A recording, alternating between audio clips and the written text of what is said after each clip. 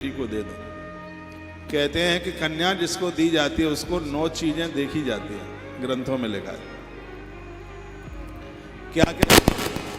क्या क्या देखा जाता है वो बताई गई है बात। कहा गया है सबसे पहले कुल देखा जाता है, कुल खानदान देखा जाता है। उसके तत्पश्चात वर की योग्यता देखी जाती है। वर वधू की आयु में अंतर कितना है ये देखा जाता है। यह देखा जाता है कि कहीं ज्यादा नजदीक और कहीं ज्यादा दूर तो नहीं है। और अगली बात कही गई है जिसे अपनी बेटी देख देते हैं, यह भी देखा जाता है कि वो हमसे सवाया हो, हमसे 2.5 गुना ना हो। क्योंकि ज्यादा धनवान घरों में बेटियां चली जाती हैं तो बड़ा अपमान होता है, उन्हें बड़ा दुख उठाना पड़ता है। जिसको आप बेटी दें आपसे 1.25 गुना तो होना चाहिए, लेकिन 10 गुना देखोगे तो बेटी का अपमान ही होगा। तो जो 9 बातें कही गई हैं वो बहुत ज़्यादा अद्भुत हैं, कही गई है। तो कहा न वस्त्रम न अपलंकार सहाया कोपितस्य न वाहनम न शुभम यश न वयो न धनम तथा।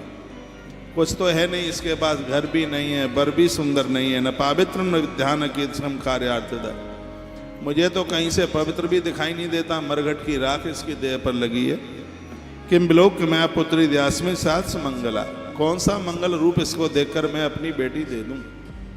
कथा कहती है जहां आप अपनी बेटी दे रहे हैं सिर्फ धन ही मत देखिए, यह भी देखिए कि 10 रिश्तेदार इकट्ठे हुए, उनमें जब दामाद आता है, जमाता आता है तो उनमें बैठा हुआ मलुक लगे, अच्छा लगे। कभी कभी धन के चक्कर में बेटियां इतनी बड़ी उम्र के लोगों को दे दी जाती है जिसमें सिर्फ बदनामी के अलावा और कुछ नहीं मिलता। थोड़ा बेस कम कर, बेस कम।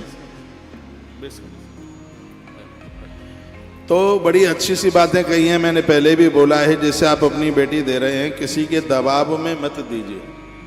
बुआ, मौसी, बड़ी जीजी, ये लोग बड़ा थोड़ा ज़्यादा ही जवाब डाल देते हैं। भतीजे को ले जाने के लिए अपने यहाँ बुआ खूब दबाव देती है, मौसी भी खूब दबाव देती है।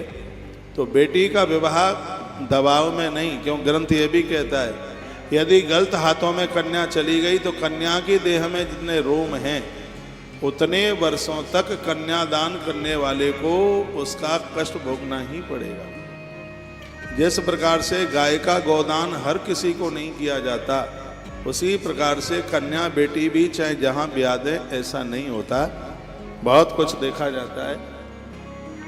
तो ये बात बड़ी अद्भुत कही गई है। कहा जाता है कि जीवन में दान तो बहुत हैं, लेकिन कन्यादान से बड़ा दान पहले कभी नहीं हुआ और बाद में भी कभी होने वाला नहीं है। ऐसा कन्यादान है जहां व्यक्ति झुक झुक करके देता है, पूरा जीवन भर रोता रहता है, जिसमें घमंड नहीं है बिल्कुल भी, किसी भी प्रकार का जिसमें अभिमान नहीं है। ऐसा एक दान है, उसका नाम कन्यादान है, जिसमें आदमी लेट जाता है, बिल्कुल धरती में बिल्कुल गिर जाता है। ऐसा वो कन्यादान है। धरती पर वो माता पिता बड़े बड़भागी हैं, भाग्यशाली हैं जिनको बेटी चल करके आई है। बेटी तो बड़े पुण्यों से प्रकट होती है।